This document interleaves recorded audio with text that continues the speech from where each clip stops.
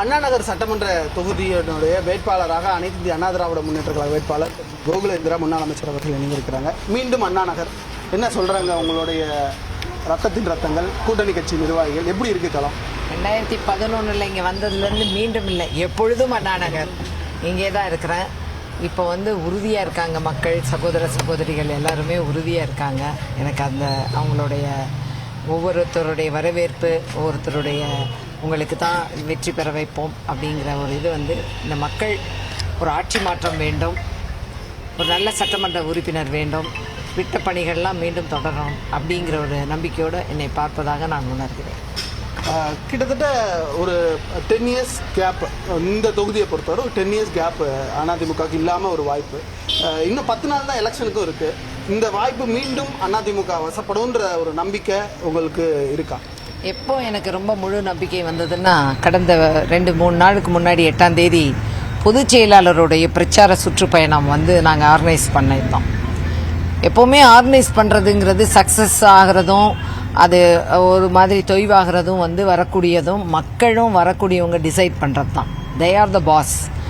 நான் எதிர்பார்க்கறதுக்கு மேலே எல்லோரும் வரவேற்பு, எல்லோரும் எழுச்சி மிகு. அது அதிமுக மட்டும் இல்லை, அந்த சைடில் உள்ள வியாபார பெருமக்கள், பொதுமக்கள் எல்லாரும் கிட்டத்தட்ட அண்ணா ஆர்ச்சிக்கிட்ட மேத்தா நகர்லேருந்தே கூட்டம் பார்த்துக்கிட்டே வந்தாங்க. அண்ணா ஆர்ச்சிலேருந்து அவர் அப்படியே அந்த கூட்டத்தை பார்த்த உடனே மேலே வேன் மேலே ஏறி பார்க்கும் பொழுது ஒரு புறம் ஜனங்கள், ஒரு புறம் கட்சிக்காரங்க, ஒரு புறம் பொது ஜனங்கள், மறுபுறம் ஹைவே ரோடு, அந்த ஹைவேஸ் மேம்பாலம் பிரிட்ஜை பார்த்தீங்கன்னா யாரும் எதிர்பாராதவர்கள் பஸ்ஸு, அங்கே போன 2 வீலர்ஸு, காரு எல்லாரும் நிப்பாட்டி காமிச்ச ஆட்சி மாற்றம் வேணும், விடுதலை வேணும் அப்படிங்கிற ஒரு வகையில் எல்லாரும் பிஹேவ் பண்ணதை பார்க்கும் பொழுது எங்களுக்கு ரொம்ப ரொம்ப நம்பிக்கை இருந்தது. இந்த அண்ணா நகர் மக்கள் ஒரு புதிய சட்டமன்றமாக வேறு அதிமுக சட்டமன்ற உறுப்பினர் வேணும், அண்ணன் எடப்பாடியார் ஆட்சி வேணுங்கிறத கண்கூடாக பார்க்க முடியும். போன எலெக்ஷனில் சென்னை மட்டும் இல்லை, நம்ம 4 டிஸ்ட்ரிக்ட், சென்னை நியராக இருக்கிற 4 டிஸ்ட்ரிக்ட்லேயே ஒரே ஒரு எம்எல்ஏ தான் கிடைச்ச ஒரு வாய்ப்பு. இந்த தடவை 16 சட்டமன்ற தொகுதிகள் எப்படி இருக்குது களம்? என்டையர் சிட்டியோடைய களம் எப்படி இருக்குது? ஏன்னா உங்கள் கூட்டணி கட்சியும் இதில் போட்டியிடுறத பார்க்குறோம், கூட்டணி கட்சி உங்கள் சின்னத்தில் போட்டியிடுறதும் இங்கே இருக்குது. எப்படி இருக்குது களம் என்டையர் சென்னை? அதாவது உறுதியாக மக்கள் என்னன்னா, அவங்க அன்றாடம் கஷ்டப்பட்டுட்டாங்க. தேர்தல் வாக்குறுதியும் போன தடவை ஒரு மாயையும், ஏதோ ஒரு பொய்யான வாக்குறுதிகளை அவங்க மெஸ்மரைஸ் பண்ண மாதிரி நிறைய வாக்குறுதிகளை பார்த்து ஒரு ஃபேன்சி அப்படிங்கிற மாதிரி ஏதோ மக்கள் நினைச்சிருக்கலாம். ஆனால் அந்த தேர்தலில் கூட 2021 கூட அதிமுக மேலே எதிரலை இல்லை, ஆன்டி இன்கம்பன்சி இல்லை, ஒரு மாற்றம் வேணும் அப்படின்னு நினச்சிருக்கலாம்.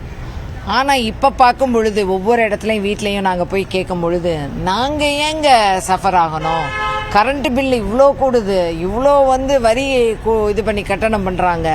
முன்னாடி கரண்ட்டுக்கும் வாடகைக்கு விட்டுருந்தா ஃப்ரண்ட்டில் உள்ள மோட்டருக்கும் இதுக்கும் இது மாதிரி ஒரு ஸ்லாப் வச்சுருக்காங்க அப்படின்னு எல்லோரும் குடும்ப தலைவிகள், குடும்ப பெண்கள், நாங்கள் எங்கே இவ்வளோ வரி கட்டணும் இந்த கவர்மெண்ட் அப்படிங்கிறத அவங்க உணர்வுபூர்வமாக சொல்லக்கூடியதை இப்போ பார்க்க முடியுது. அதனால் in general they need the change. அதாவது கவர்மெண்ட் சேஞ்ச் ஆகணும், இந்த ஆட்சி போகணும். பொய்யான வாக்குறுதிகளை வச்சுருந்தாங்க. அதுக்கு அடுத்தது முக்கியமான எல்லாரும் பேசுகிறது என்னென்னா விமன் சேஃப்டியே இல்லை. என்னங்க எங்கே பார்க்கில் போனாலும் சேஃப்டி இல்லை, ஒரு பேங்க்குக்கு போயிட்டு வந்தால் சேஃப்டி இல்லை, கஞ்சா குடிக்கிறதும் இளைஞர்கள் நிதானம் இல்லாமல் இருக்கிறதையும் பார்க்க முடியுது.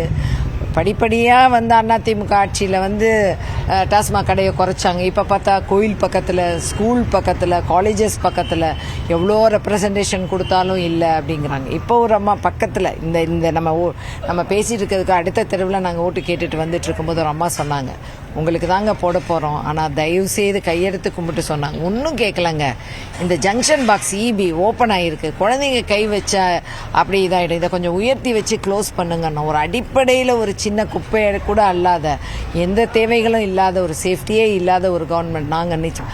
ஆனால் நீங்களும் அவங்க மாதிரி இருந்துடாதீங்க, எங்களை அடிக்கடி பாருங்கள், எங்களுக்கு தேவையானது செய்யுங்க, நீங்கள் வருவீங்கன்ற நம்பிக்கை இருக்குது, நீங்கள் ஏற்கனவே வந்திருக்கீங்க. இதெல்லாம் சொல்லி கொடுத்து பேசக்கூடியதல்ல, யதார்த்தமாக பேசக்கூடிய, அவங்களுடைய அனுபவ ரீதியாக அவங்க அனுபவிக்கிற கஷ்டத்துக்கு வெளிப்பாடை பார்க்க முடியுது. களம் திமுக அதிமுகவா, இல்லை அதிமுக தாவேகாவா, இல்லை திமுக தாவேகாவா?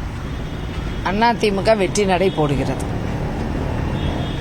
All the best. உங்களுடைய பயணம், உங்களுடைய பிரச்சாரம் சிறக்க வாழ்த்துக்கள்.